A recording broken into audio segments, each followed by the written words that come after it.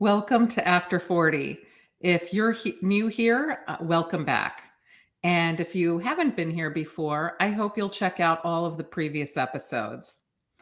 Today, I'd like to welcome Dr. Joel Weinberger. He is the author of The Unconscious, a researcher, a clinical psychologist, and a consultant for business and for political messaging. Wow. Welcome. Thanks for joining me. Thanks for having me, Dr. Heiser. I'm really excited to learn more about the unconscious. I think that most of us don't give it much thought, but it's important in our everyday lives. Can you give us a little bit of an overview about the unconscious? I'll try. So the first thing you have to know about the unconscious is basically that there is no such thing as the unconscious. Everything we do, everything we think, everything we feel is partly conscious and partly unconscious.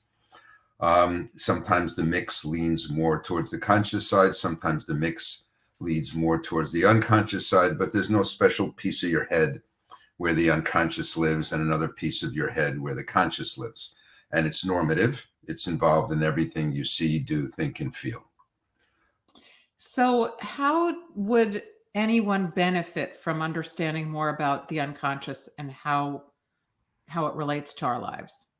Well, first of all, since everything has an unconscious aspect to it, for better or for worse, or for little or for greater, it's good to realize that so that you know that your behavior is not entirely under your conscious control, and you can understand better when you behave and it doesn't quite make sense to you, or when you do things automatically. I'll give an example of how it's all mixed up, just so that everyone can get it, I hope.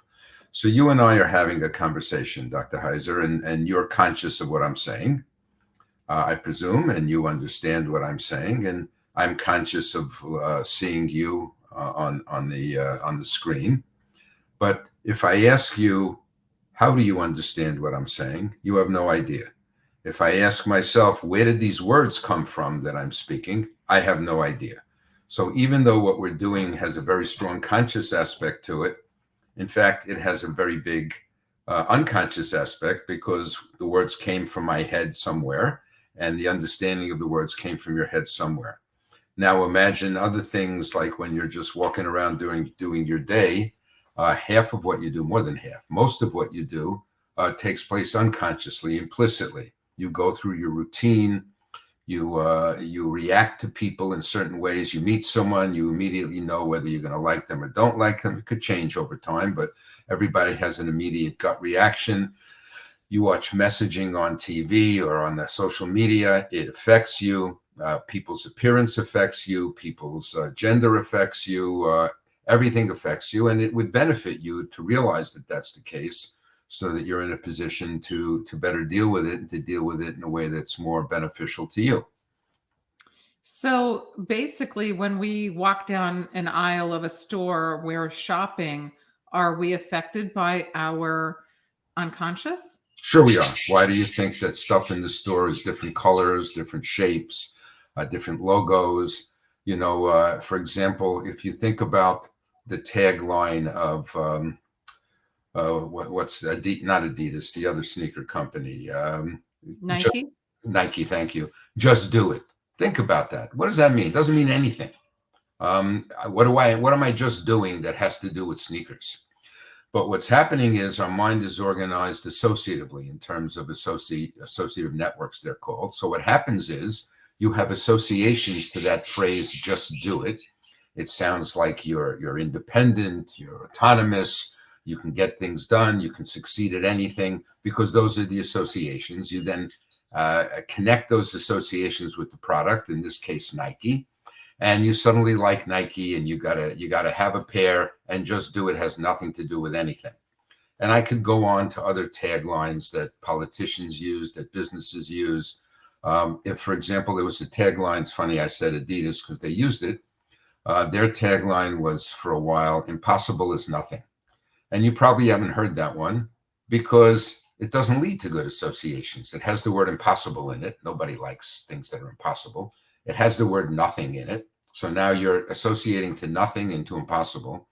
And then when you say impossible is nothing, it's got to be a double negative. You got to think it through. You got to by the time that's all over with, your mind is no longer interested in it. So it's very interested in just do it. It's totally uninterested in impossible is nothing. And this affected you and you didn't know. So this could be the case with aging and midlife as well, that we could have all kinds of messages or taglines or slogans that might affect us unconsciously as well. Is that correct? Well, I'll give you an experiment that my friend and in my mind, the best social psychologist in the world, John Barge, has done.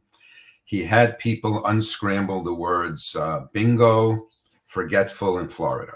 They were all mixed up letters. He had them unscramble them. And that's it. That was the study. Another group did some other random words. And then they left. And he timed them walking down the hall. And they walked more slowly after unscrambling those words. In other words, unconsciously, those words, they knew they were unscrambling them. They knew what the words were. That was all conscious. What was unconscious was the effect that those words had. By activating your network for the elderly, you became slower, and they literally became slower. Wow. So that's unbelievable. And how long ago did he do that research? It's got to be 20 years by now. I don't have the date in front of me. It's been replicated. It's turned out to be a little more complex. It depended on your attitude about the elderly and so on. Nonetheless, the effect is genuine. And that happens to us all the time. We see an attractive face. We tend to like that person more. That's why movie stars are good looking. They play like a waiter or a bouncer or a business person. They don't have to be gorgeous to play those parts, but we like them better. And so we're more interested in watching the movie. We may not realize that, or we may be conscious that we like how they look, but we're not conscious that that makes us more interested in the movie and to like the character more. Likewise, someone older, you can get an association of wisdom and comfort, or you can get association of decrepitude and discomfort because you don't want to be old, depending on which set of associations it activates. I know there's an implicit test that you can take online called the Harvard Implicit Test. The implicit association test, it's called IAT. Yeah. And it is, well, if you go online, you would go to the Harvard Implicit Test. You can Google that and it'll come up. And you can take a very short online test to see if you're biased against aging. And what do you think about that? Well, what the test actually measures is the strength of your associations to, in this case, aging, connected with good and bad. And most people associate aging with bad because none of us want to get older. I shouldn't say none of us. Many of us don't want to get older. We associate getting older with being physically more frail. And so we end up having an easier time making negative associations to the elderly as opposed to positive associations to the elderly. And if you have negative associations, you're not going to want to interact with someone that triggers negativity in you. So that's where the bias comes in. But the direct effect is actually associative. And then because of those associations, you behave in a negative way.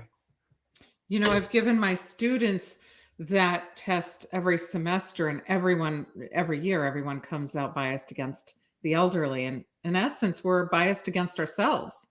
You know, we all hope to become elderly, but we're all biased against the elderly. Yes, well, I have a personal feeling about that since I'm not a kid anymore. And nonetheless, I too am biased against the elderly. So I'm literally biased against myself. And that's true, by the way, of different minority groups because of the associations that our society sets up for them. I mean, there are societies where being elderly was associated with wisdom and leadership, not ours, but there have been such societies where the word an elder was considered a compliment. This is one of the elders of the community. Didn't mean that they lived in a retirement home and watched television all day. It meant that you can count on them for advice. They sat in the council. They helped make decisions. So it depends on the culture that you grow up in. But in ours, it's often not positive. It seems counterintuitive to be biased against yourself. Why would we be? Because the associations that we learn, because we learn these associations unconsciously. For example, if I asked you or anyone, what are your associations to being old? my guess is that a lot of negative words would pop up because that's what we're inundated with in our environment. That's, by the way, true of any minority. All of you know what the stereotype of any minority group is, be it woman, be it African American, be it Jewish, be it Muslim, whatever it is. You might not necessarily believe them, but you know what they are. As soon as you know what they are, they're in your head. And if they're in your head, given the right triggering mechanism, they can be activated. And elderly is no different. So we have an image of elderly is over the hill. That's a major association. Elderly is forgetful, bingo in Florida. And other than Florida, maybe bingo, I don't know. Those are not positive, and you're going to have a negative reaction. So does the conscious and the unconscious thinking tend to match? Often it does, but sometimes it doesn't. When it does, you have a kind of two forces going in the same direction. When they don't, and you have them going in opposite directions, for example, with some minority groups where you don't believe yourself and are consciously not biased, but unconsciously biased, how that ends up working is when you're consciously thinking about it, when you're focused on it, you will behave in line with your conscious processing. When you're just doing your thing and just living your life and not focused on something, then you will behave in accord with your unconscious processes, which, by the way, is most of the time. Can you give me an example of that? Okay. So I'm trying to think of a good example of okay. So you know that you need to perform a task, and somehow you'd rather watch TV, eat potato chips, or stare into space, or do nothing, or whatever. And we know that many of us do that. However, when suddenly you realize I need to get this done, and you're focused, then you're able to do it. So that's a reason why students tend to cram, because when they're just living their lives, it doesn't occur to them to study, because unconsciously they want to not do that. Consciously, they want to do it, but they don't do it anyway because they're not focused. And then suddenly the test is tomorrow, or the report is due tomorrow, or some kind of presentation at a business is due tomorrow, or you got to be at the doctor tomorrow, or whatever it happens to be. Suddenly you spring into action because your conscious mind, your conscious part of your mind, to be more correct, is now focused on the activity. While it's focused, you'll do it. And then once you do it, you slip back into the old way of doing things. You won't exercise, you won't eat well, you won't do your homework, you won't study for a test, you won't prepare your presentation in advance, and so on. Oh, that totally makes sense. I totally fall into that trap, so I totally get it. We all do. Can you give us any advice, anyone who's listening, about how we can be, I guess, more aware of our unconscious, or maybe it's okay that we're not? Can you tell us a little bit about what you think about that? Most of the time, it's okay that you're not. We didn't evolve to behave this way because it didn't work. Evolution and nature didn't just build us to be all messed up. However, if you want to understand your unconscious processes better and adapt even better to the world, or realize what kind of a person you are and what motivates you and so on, one avenue, it's long-term and it's expensive in terms of time and money, but it works, is psychotherapy. Something not quite as challenging and not quite as effective is to notice what you do as opposed to what you say. So, for example, we did a study on values. And if you ask people what their top values are, people can rank order them. There's a measure that does that. It's not important what the name of it is, but it's the Schwartz circumplex. And the top three values tend to be things like helpfulness, finding your own path. I'm trying to remember the third one. It'll come to me. It doesn't occur to me offhand. In any case, everyone will agree. Yes, I think it's very important to be helpful. I think it's very important to find your own path. But then when you measure things associatively to find out what people's unconscious values are, they tend to be security, honoring tradition, and Freud was right, sex. So now think about how you actually spend your time. Do you spend all of your time working in soup kitchens and trying to make the world a better place? Or do you actually spend your time trying to feel more secure by earning a living, taking care of your family, living in a good neighborhood? And I think the answer is clear for most of us.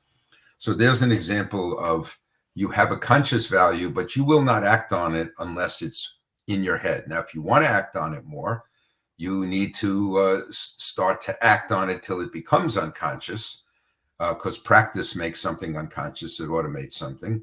And then you can start doing that. And in psychotherapy, what we try to do is first make the unconscious conscious, meaning you become aware of what's going on and how you actually behave.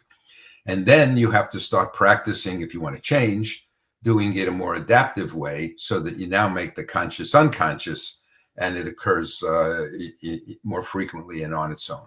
So those are exercises you can do if you want to really work at it. Wow, I love it. I always learn from you, and I know you're laughing because you are my husband, but I do learn from you all the Thank time. God. So, I want to thank you for giving me this time because I know that you probably would have preferred to be sitting on the couch, right? But No, I'm always helping people and finding my own path. That's what I spend all my time doing.